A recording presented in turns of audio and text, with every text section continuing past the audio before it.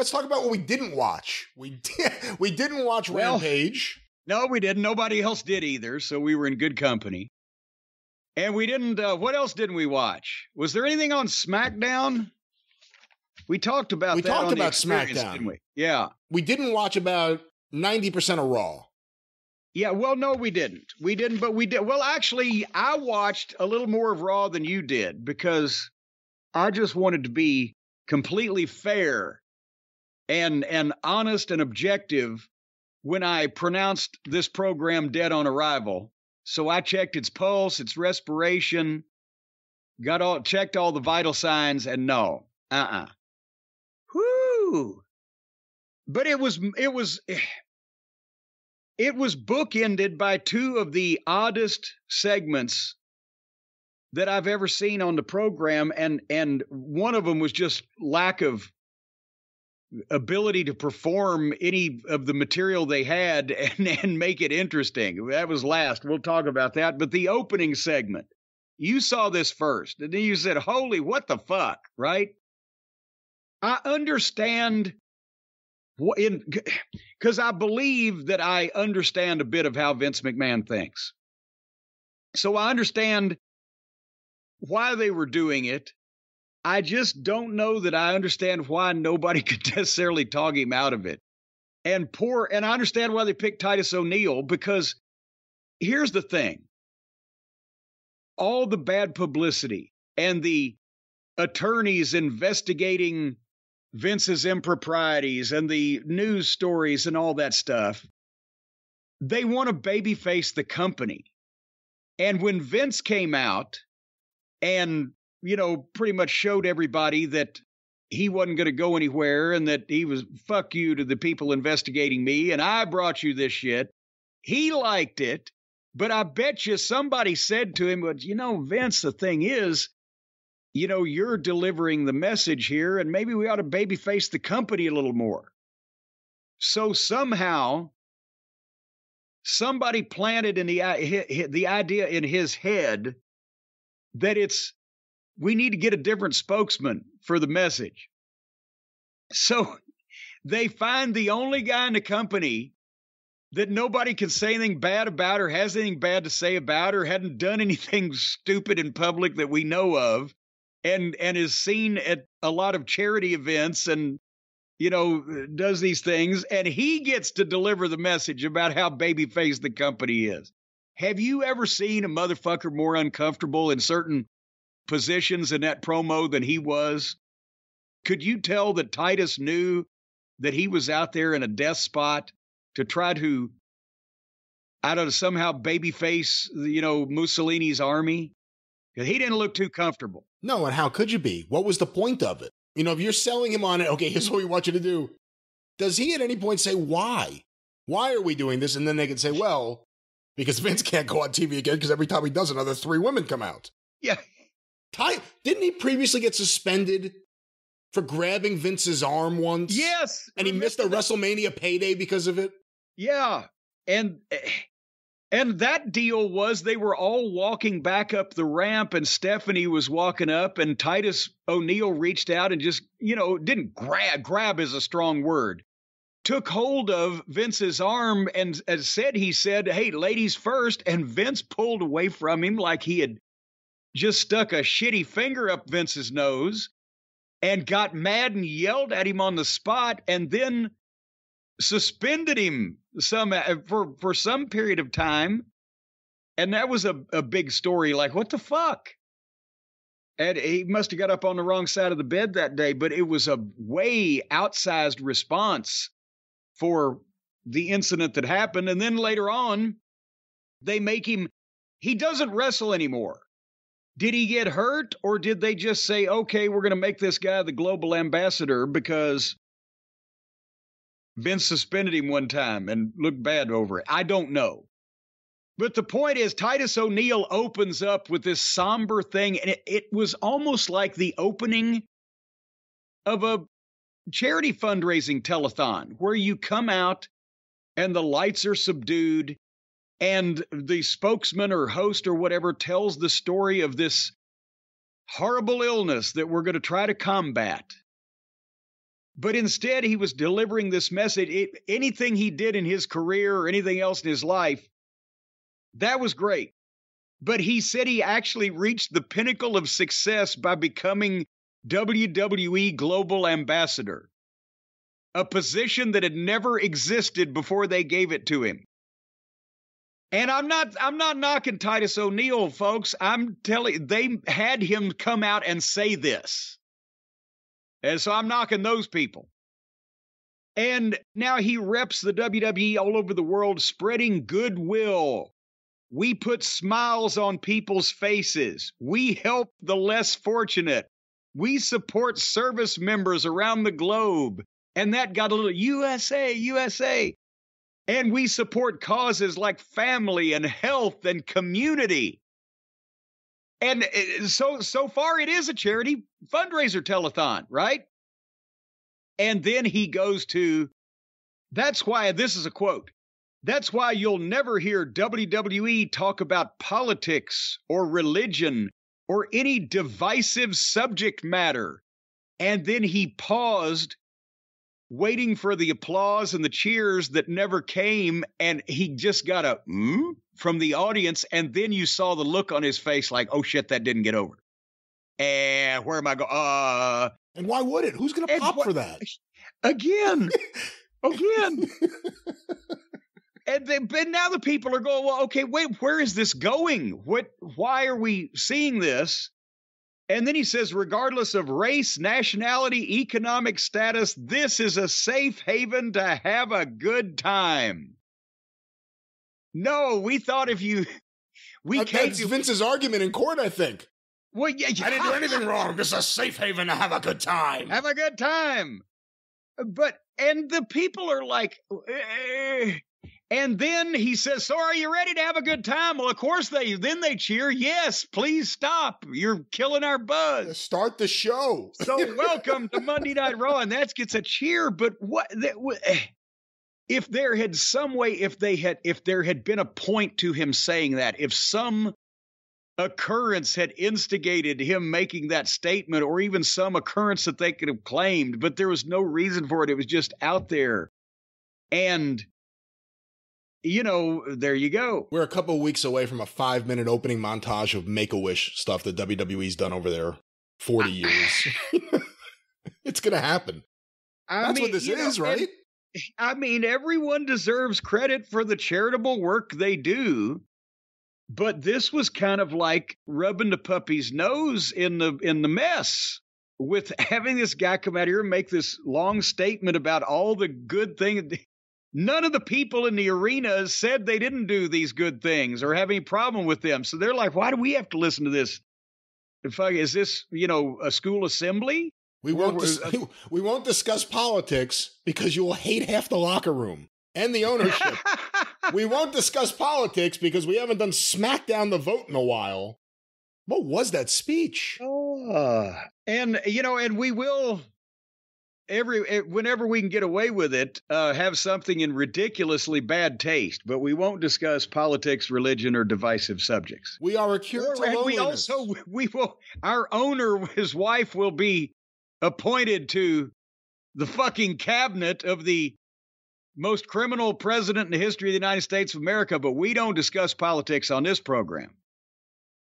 So they certainly started off on a somber tone, didn't they? There wasn't anything to really get salivating about after that. And again, I'm a different fan than someone who doesn't give a shit about wrestling beyond what they see on TV, but I immediately turned off the channel and turned to the Home Run Derby. And it wasn't just because it was the Home Run Derby, but there was nothing in that segment that hooked me to see anything else on the show. And then it went right to the commentators, and I was really like, oh, I'm done with this. I'll check in later on. Well, I'll fill you in on a few things, but the Home Run Derby, who won? Pete Alonso from the Mets had won the previous 2 years, let me say that, but he did not win this year. Juan Soto, who is on the Washington Nationals and just turned down a $440 million contract. He may be a Met one day, we'll see what happens, but he won the Home Run Derby. What was his time? No, they all have the same time. Well, then how can anybody win if they all have the same time? If somebody's got to win the fucking race. How do you think a Home Run Derby works? Well, I'm assuming they're not really riding horses. I thought they just ran themselves. Okay. You know, because it would be awkward to get a horse on a baseball field and have him run the bases. I think the manure would be a problem. Isn't a home run derby? That's if you hit a home run, the fastest time around the bases wins, right? It's who can hit the most home runs in a set period of time with a couple bonus periods that are enabled by certain goals being met. Huh? Why do they call it a derby if nobody's running? The Kentucky Derby, the horses run. Home run derby, the guys hitting the home runs ought to run. The fans run for the home run balls. Well, how can you tell who wins there? Who catches it? Well, there's no victor. It seems like random chance, not a contest of skill. Oh, there is one guy. They've done a couple of things, I think, on Real Sports about him. This annoying guy who goes to baseball games and pushes kids out of the way to get baseballs. He has the largest collection of baseballs from games. He catches major home runs. He knows where to sit. But he will shove people out of the way and do anything he can to get the balls. Has anybody punched him in the face? Not yet, I don't think, but it should happen. He's out there shoving kids. Where's the kids' parents? They just drop them off at the ball game, free babysitting or whatever? We were talking about Raw. These little fucking rugrats ought to be goddamn supervised. They could get into trouble. So now you're against the kids. Around. Well, I'm against everybody. I'm saying the kids ought to be supervised or else they'll get into trouble. But this fucking guy pushing the kids around, one of the fucking parents that's obviously not there supervising the kids ought to punch him in his fucking face. Have you ever been to a baseball game? I went to see, who did Mickey Mantle play for in the 60s? Huh? You're kidding, right? I'm asking you a question. It was a New York team. I know they've got a couple. The New York Yankees. He's one of the most famous Yankees or baseball players in general of all time. Okay, well, there you go. Well, when I was 5 years old, my father took my mom and I to New York because he had a business trip, some meeting or whatever, and we went for a few days, and I saw the Statue of Liberty, and I saw the Empire State Building, and he took me to a baseball game at what I guess Yankee Stadium would be where the Yankees play in New York, right? We went to Yankee Stadium because he wanted me to see Mickey Mantle play. Well, I'm 5 years old, right? And baseball takes forever. So basically after 6 innings or whatever, whenever they do the stretch thing, 7 I'm innings. getting a little cranky. The middle of the 7th inning, they do that. Okay, I'm getting a little cranky. And he said, well, there isn't going to be a lot of traffic. Let's beat the traffic. And we left, and then Mickey Mantle hit a home run. You found out after the fact that he hit a home run after you left? Yeah, because my mom told me that story many, many years after, many times. Yeah, we took you just so you could see Mickey Mantle hit a home run, and then we left, and then Mickey Mantle hit the home run. But I don't remember the goddamn ball. I remember the Empire State Building, and I remember the Statue of Liberty, and the Staten Island Ferry was, I think I made my mom take me back and forth twice. I have memories of that because, like I said, I was 5, but I don't remember but I have the program from the baseball game and a little kid's New York Yankees cap from 1966. So is this where your hatred of driving in New York comes from? The horror of leaving the game and knowing the home run was hit? No, I don't remember that whole thing. I don't remember the traffic or anything. But I do remember the Statue of Liberty, the Staten Island Ferry, and a little bit of the Empire State Building. So baseball never made a fucking impression on me at all. Do you remember the show we were reviewing a few minutes ago before we decided to talk about home run derbies and baseball? That was something else that didn't make an impression. I just watched it yesterday, and I'm having to refer to my notes. All right, I'm going to fill you in on a couple things you missed. After you turned off the telethon, Becky and Bianca and Carmella came out and talked for 10 minutes. They got in a fight. The announcer said, ring the bell, and they went to a break. So then they came back from a break, and then they rang the bell. That was 3.5 minutes later. It was Bianca versus Carmella, and Becky was on color. And they went about 12 or 13 minutes through a break, and then Bianca just hit her finish, 1, 2, 3. So that was exciting. Did you see the KO show with Riddle? No, I only saw the first segment and the last segment. I was being facetious because I knew you were going to say no. And then I could say, well, it went 10 minutes and Seth Rollins came out and hit Riddle from behind and Owens disappeared and Seth gave him a couple of curb stomps and did some gold dust poses where he goes and makes that face. What about the Judgment Day? Remember when we liked the Judgment Day? Now, who's in it? Who's currently in it? Well, originally it was Edge who enticed Damian Priest and Rhea Ripley to shed and the bonds and shackles that had been of matrimony, the bonds and shackles of oppression that had been putting them down, and join up with his revolutionary group, and that was fucking great, and I loved it. And then they turned on Edge and put Finn Balor in the group. Now they've traded a Hall of Famer and a legend and an outstanding promo for a guy that's great technically and very small and has the personality of cabbage. And then Rhea Ripley's injured or sick or both, apparently. Did you see the picture of her going around wearing a thing on her chest? A heart monitor. Okay. First, we heard that she took a DDT from one of these girls and got folded up and her knees broke her teeth and or gave her a concussion. Then she put a picture out of herself with a heart monitor on. Then she's put pictures out of herself flexing in front of the mirror, and she's got a better body than Balor now. But she's apparently either still sick or injured. But goddamn, I don't care if they have to bring her out in a wheelchair. The team is in need, Rhea, because Priest and Balor were standing there, and now Damian Priest is the one doing the talking for the group because Finn sounds like a fucking Irish Opie Taylor. So now guess who they were trying to entice to join the group now? Who Finn Balor and the Judgment Day are trying to... So it's just him and Damian Priest. It's Damian Priest and Balor, and Rhea's not there, obviously, and Edge has been excommunicated, and they showed that footage again. Is Rhea referenced, or is she wiped off the show? I didn't hear her talked about, but, you know, Hopefully when she comes back, she'll still... But anyway... So I'm going to guess then it's not another girl, it's a guy. It's a guy. Okay. Almost. Kind of, yeah. Is it almost? He makes it. No, I'm saying he's almost a guy. Well, he's almost a wrestler. He's almost a wrestler. Dominic Mysterio is who they say, dump your dad, he's holding you back. So then they have a match with Damian Priest against Rey Mysterio. And Damian Priest beats Rey Mysterio flat in the middle with his finish, 1, 2, 3. Remember when Rey Mysterio was one of the top stars in the business, one of the most popular guys in wrestling, and a superstar to the Latino population? Remember when he was a free agent a couple of years ago and he could have signed with AEW? Yes. Look at how they treated Sting. They would have treated him better. And remember also that he actually lost an eye for these people. He actually contributed his ping pong ball eyeball for these folks, and they're beating him. So anyway, they beat Rey Mysterio.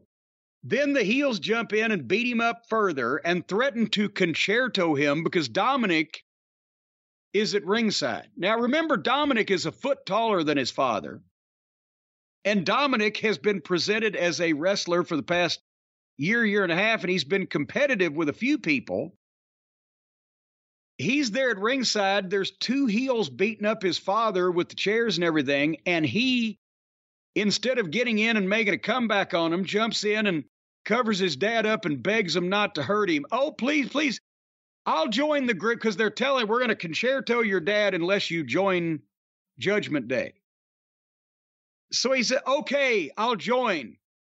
And that's when they say, well, never mind. And they beat him up because they didn't want him to join because he was saving his father. They wanted him to join because he really wanted.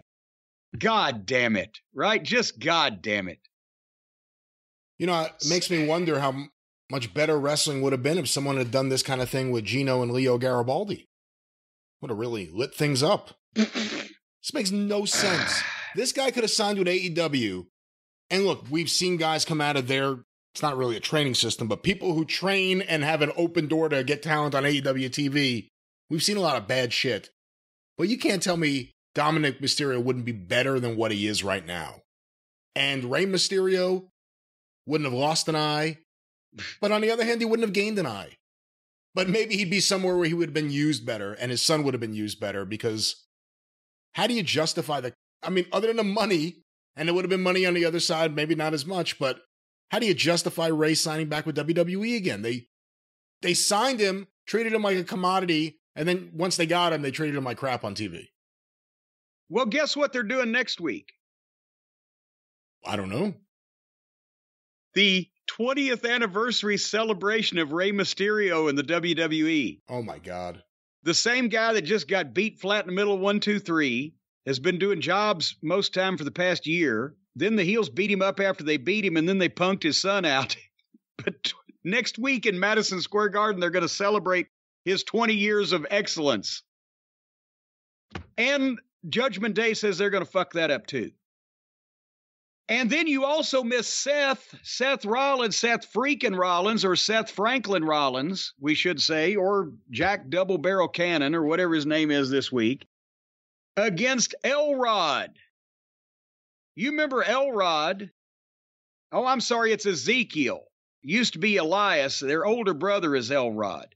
They actually had that match. It took a while. It was probably a good match, but who gives a shit, because it's Ezekiel Rod, and Seth won with a curb stomp.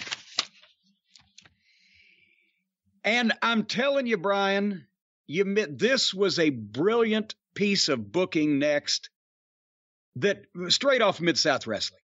You want to know what you missed here with the Street Party, or the Private Profits, and Almost, and MVP and the Usos? You want to know what you missed? Yeah, I love Mid-South Wrestling. I want to know what I missed.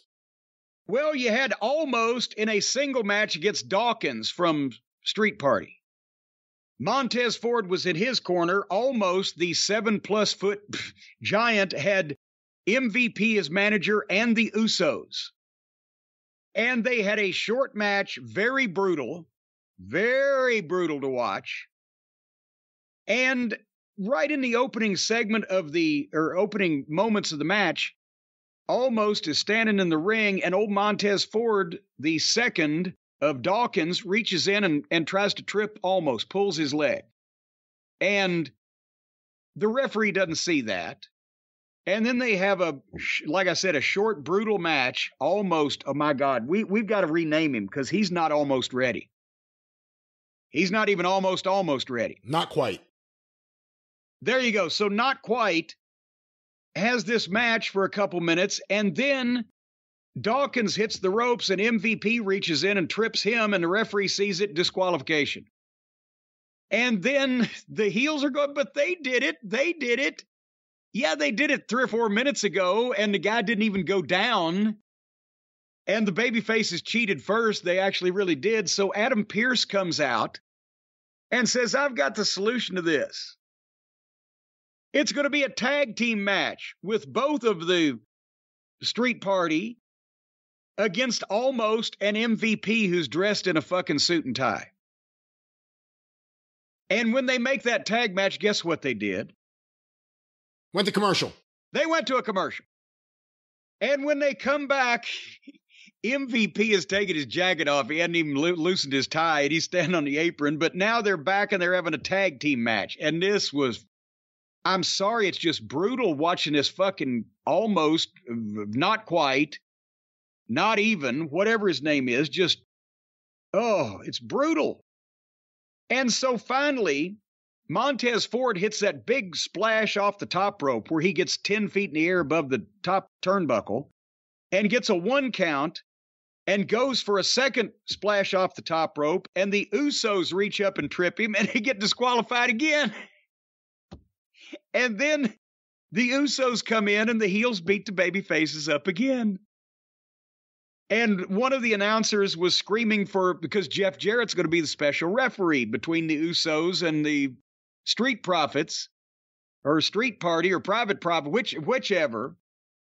I can't even remember which are the real nicknames now. And one of the announcers, they need Jeff Jarrett. They need Jerry Hell. They need Dundee. If Dundee refereed this match, he'd just knock the shit out of everybody and walk off. Anyway, so you missed that. It was an amazing booking display of disqualifications for no reason in a flat manner. I've never seen them done like that before. And then at an hour and 52 minutes into the show, Brian, Theory makes his entrance.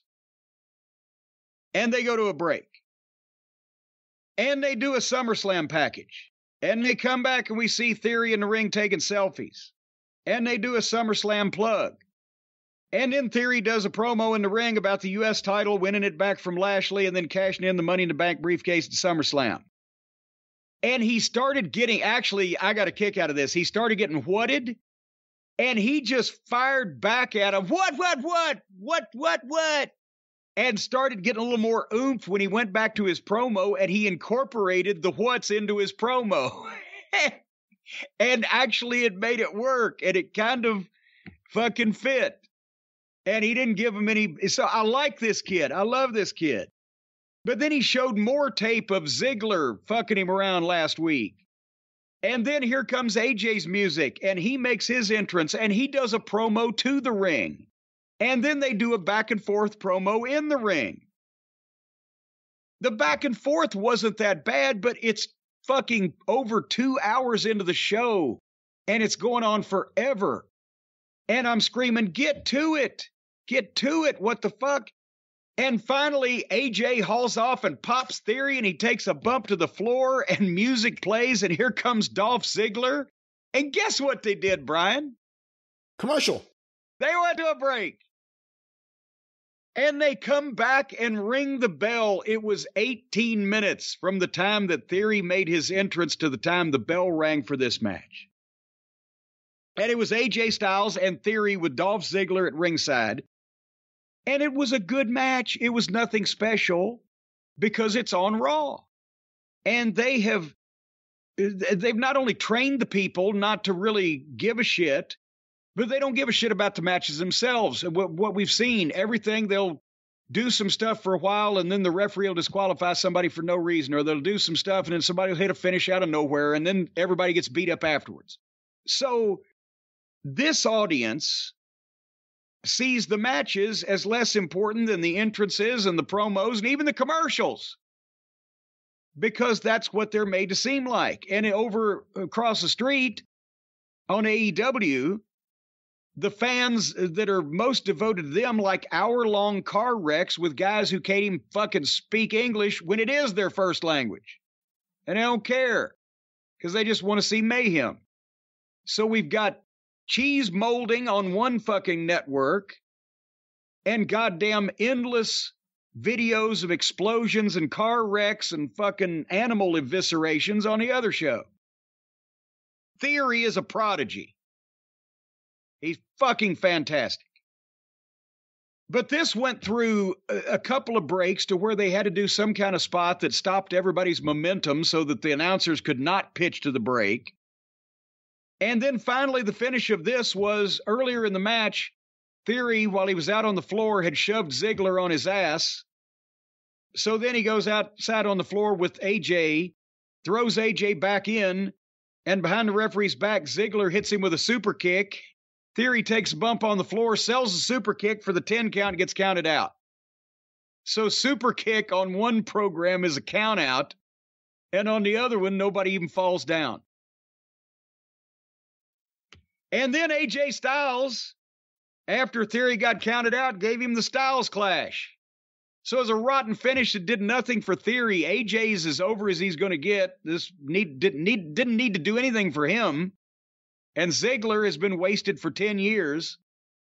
Theory's the one they're pushing, and he's the one that ends up getting beat up by everybody. Because writers. Then you missed a 6-girl tag team match. No, I didn't.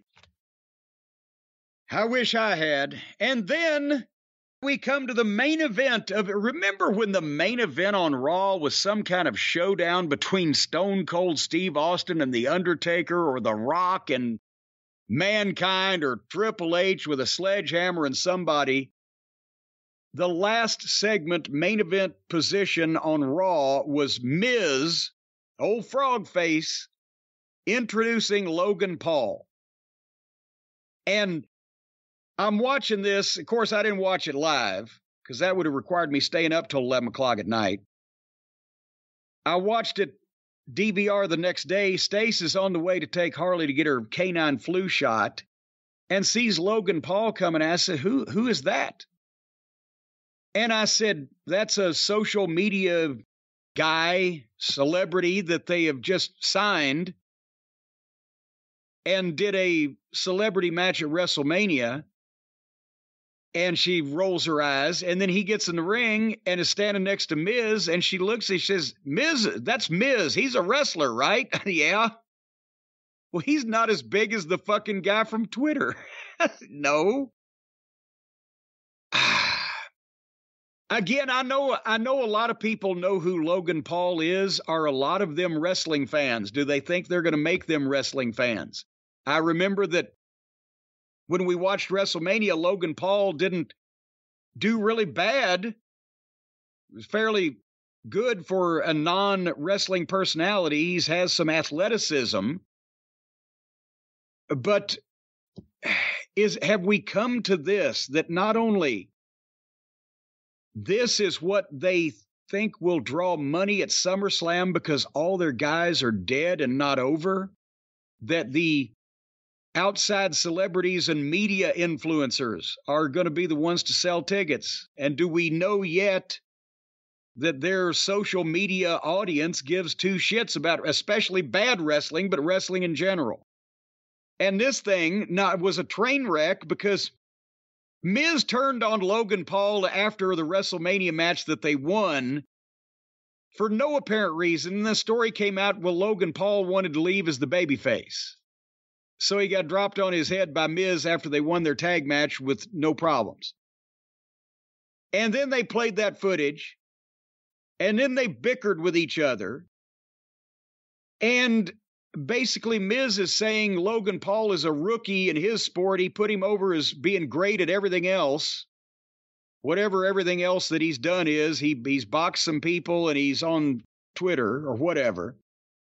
But he won't accept Logan Paul's challenge because he's not in Miz's class.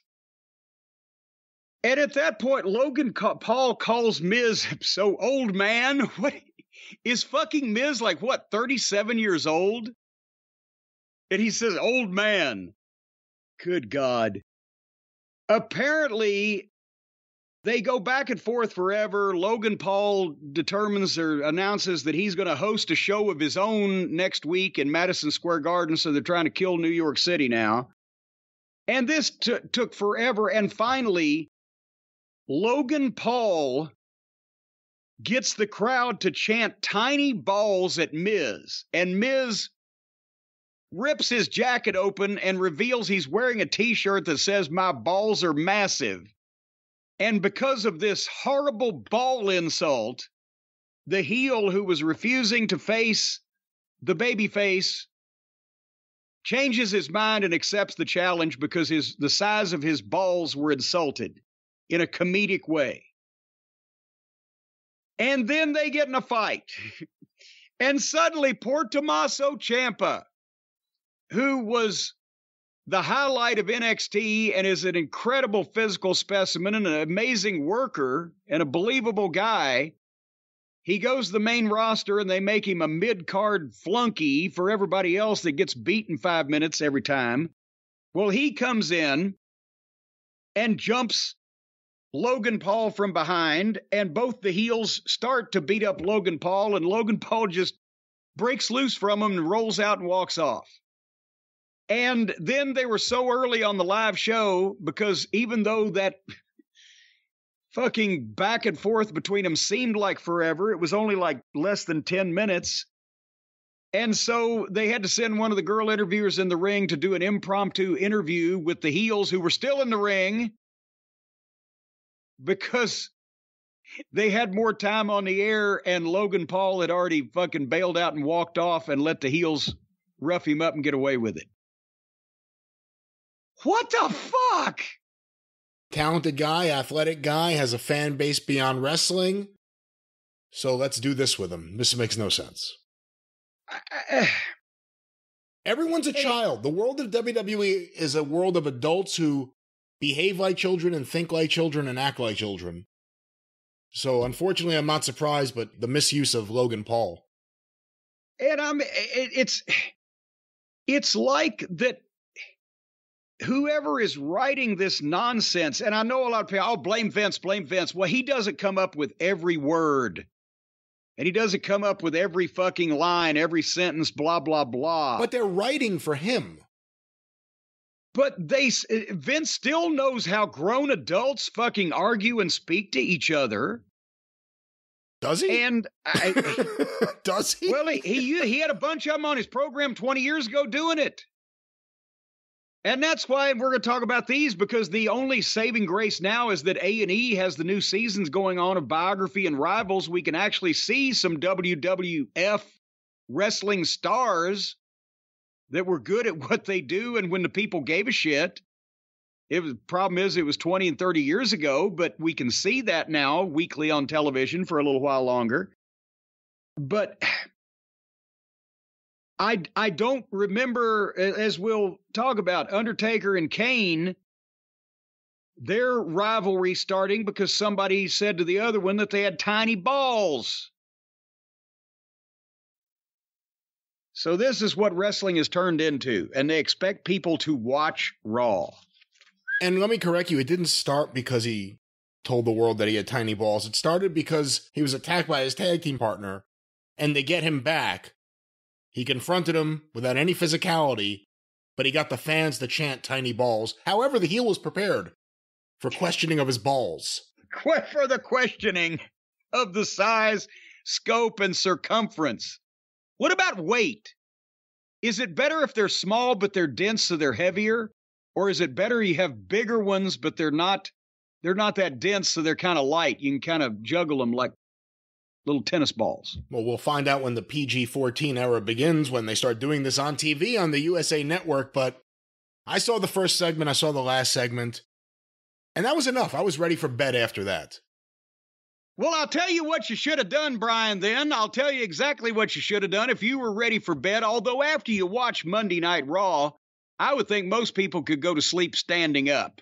But if you wanted to be comfortable, then you should plop down immediately after Monday Night Raw on your brand new Helix mattress, the one that they have tailored just for your needs and specifications. Because, you know, Brian, our friends over at Helix Sleep, they don't just send out the same kind of mattress for anybody. They have different kind of mattresses for the way that you sleep, the position, whether you're hot at night or you're cold at night, or whether you like firm or soft or whatever the case. They've got a mattress for you. And now you can go to one of those mattress stores. You've seen it, the mattress discount place. And you go in there and they've got testers. But you know the problem with those, Brian. You know the problem with testing a mattress in a public place. Who else has been on that thing? They've been laying there. Did they turn over on their side? Did their nose run? Did they turn over on their stomach because they wanted to see what it would feel like to sleep on their stomach? And then, you know, Mr. Johnson and his friends were in contact with the mattress, even if it was through a thin piece of cloth, still, there's potential drippage. What about farting? Farting. You got somebody farting. And you don't know how many farts you're going to take home with you or lay on when you go to a mattress store. You know, and also they look at you funny. For example, before we found out about the Helix Sleep people, Brian, when I would go into a mattress store to do a mattress test, I would get greeted with rudeness at best. Because I remember one time I went in there, I had my tray with cheeseburger, French fries, some wings on the side, but I didn't get the hot sauce, the messy stuff. I had dry rub and a Sprite, 0 over ice, and I sat down and put my tray there. I started eating, and they got mad at me. They said, "What are you doing?" I said, "Well, I'm testing the mattress." "What do you mean?" I said, "Well, I want to see how it feels like and how it holds the tray up when I eat dinner in front of the TV." They asked me to leave the store. And then another time, I came in, I brought Harley because I wanted to see what Harley thought of the mattress and whether she enjoyed the belly rubs on the mattress because she gets on her back for the belly rubs. They told me to get my dog off their mattress, which I thought was very rude because, after all, if I don't want a mattress that Harley's not going to like, and you've got to test these mattresses for every activity. So there's the dog's belly rubs, and there's eating dinner in front of the television. And boy, I'll tell you what, when me and Stace, when we showed up wearing our pajamas with a toy bag, well, they called the police. And that's the most important part of the mattress. Well, so why don't we talk about another mattress, a better mattress, one that could be shipped right to you without a man and his dog and Mr. Johnson and his wife and all this stuff, without any of that being on the bed, leaking on the bed, whatever it may be. You can get a brand new bed, a brand new mattress. Well, it's no secret that those secretions on those public mattress stores will give you some kind of mange. But anyway, the point I'm making is, and by the way, Harley got fleas off that mattress store mattress. But that's the point I'm making.